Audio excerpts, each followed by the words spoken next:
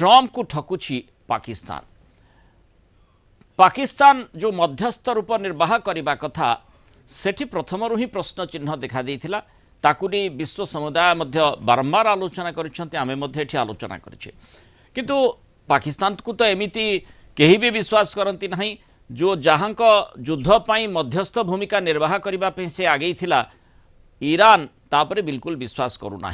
एपटे एबे जो सूचनाटी रही जो भली भाव में कह जाउछि ट्रम्प को अमेरिका को पाकिस्तान ठकुची कि सेइथिरु कह जाई पारे बोधे पाकिस्तान निजर असल रूप देखै अमेरिका सह डबल गेम शहबाज शरीफ करुछंती। ईरान अमेरिका आलोचना रे निजकू शांति दूत कहूतबा पाकिस्तान एबे ईरान पाई 6टी स्थल पथ को खोली देइछे। पथ दे रूस और चीन व्यतीत अन्य देश सह वाणिज्य कारबार तेहरान करि पारिबो। ईरान को जाउथबा 3000 अधिक कंटेनर पाकिस्तानी बंदर रे क्लियरेंस अपेक्षा रही।